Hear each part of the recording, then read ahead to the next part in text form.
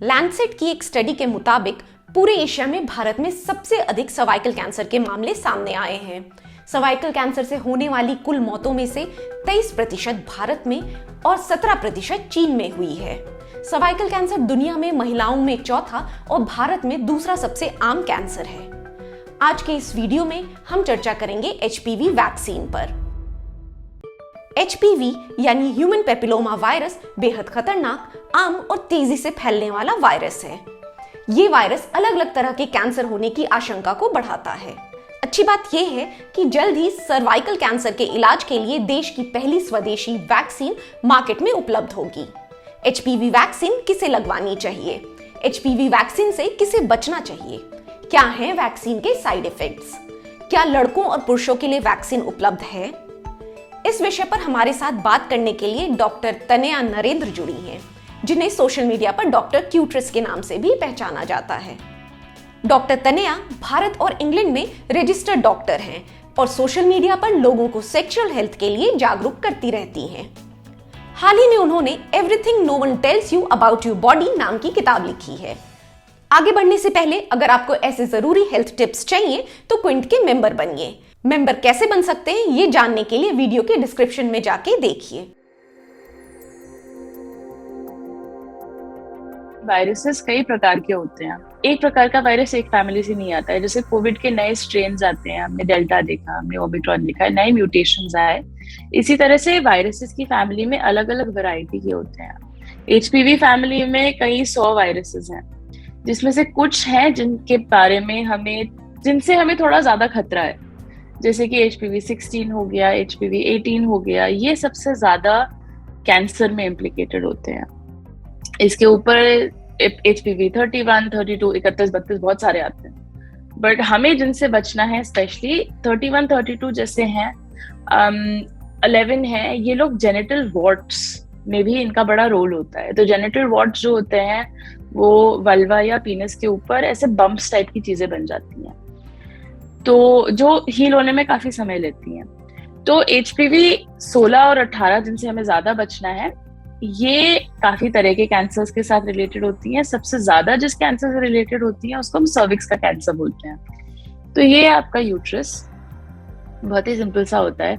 बाहर की जो कैनाल होती है उसको हम वजाइना बोलते हैं। ये होता है यूट्रस। वजाइना और यूट्रस के बीच में जो एक डोनट शेप की चीज जिसे हम मेडिकली बोलते हैं, वो होती है आपकी सर्विक्स। इसको गर्भाशय का मुंह भी बोला जाता है। इस जगह के कैंसर का रिस्क काफी बढ़ जाता है और हमें इसके लिए बहुत ज्यादा जागरूक होना इसलिए जरूरी है, क्योंकि इसके सिम्टम्स तब तक नहीं पता चलते जब तक काफी एडवांस स्टेज में कैंसर नहीं पहुंच जाता है। और इंडिया में बहुत कॉमन है ये कैंसर, इसलिए इसके बारे में जानकारी सबको रखना बहुत जरूरी है।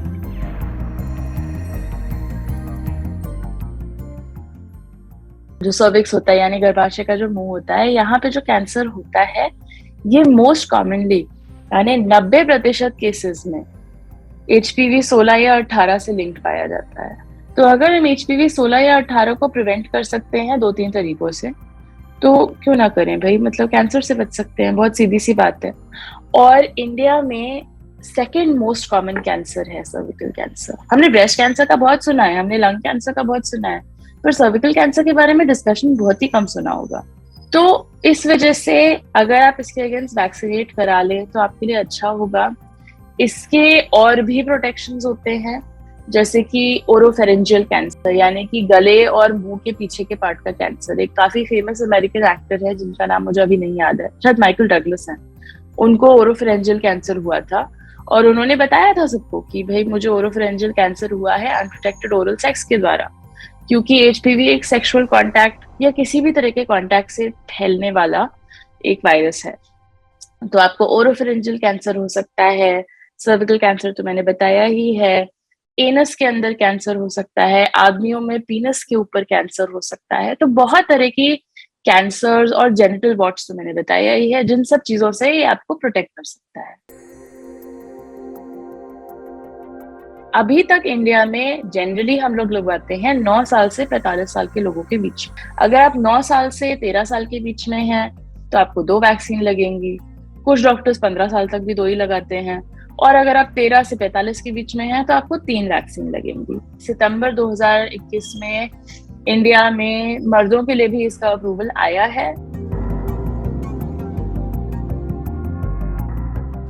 वैक्सीन लगवाने के बाद दर्द होता है, वैक्सीन लगवाने के बाद आर्म में थोड़ी सी सोरनेस हो सकती है, कुछ लोगों को कभी कभी जहाँ पे इंजेक्शन लगा है वहां पे थोड़ी खुजली हो सकती है। यह सबसे कॉमन रिएक्शन है, एंड व्हेन आई से कॉमन आई मीन 99% से ज्यादा।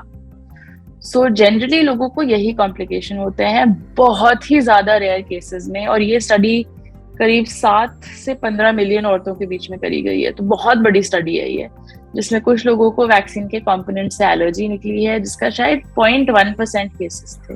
तो 15 मिलियन का 0.1, मेरी मैथ्स कमजोर है पर काफी छोटा होता है। तो जनरली खुजली, थोड़ा सा इंजेक्शन साइट पे दर्द और आर्म में सोरनेस, इससे ज्यादा कुछ नहीं। एलर्जी की सिचुएशन है, करंटली ब्रेस्ट फीडिंग और प्रेग्नेंट औरतों के लिए रेकमेंड नहीं करी जाती है, और जनरली सिचुएशन टू सिचुएशन, जैसे कोई अगर इम्यूनो कॉम्प्रोमाइज्ड हो उसको कोई भी वैक्सीन नहीं लगती है। इम्यूनो कॉम्प्रोमाइज का मतलब आपको ऐसी दवाइयां दी जा रही हैं, आपको कोई ऐसी मेडिकल कंडीशन है जिसकी वजह से आपका इम्यून सिस्टम नॉर्मली फंक्शन नहीं करता है, जैसे कि ट्रांसप्लांट का मरीज हो, जैसे कि कुछ कैंसर के मरीज होते हैं। तो इस केस में आपके डॉक्टर आपको एडवाइस बेटर कर पाएंगे, बट प्लीज अपने डॉक्टर से बेशक बात करिएगा कि क्या ये वैक्सीन आपके लिए सही फिट है। अगर आपके डॉक्टर आपको बोलते हैं कि आप सेक्सुअली एक्टिव हैं इसलिए आपको ये वैक्सीन नहीं लगवानी चाहिए, तो वो बात थोड़ा कान से निकाल दीजिएगा, बट उसके अलावा अपने डॉक्टर से बात करिए, वो आपको ज्यादा स्पेसिफिकली बता सकेंगे।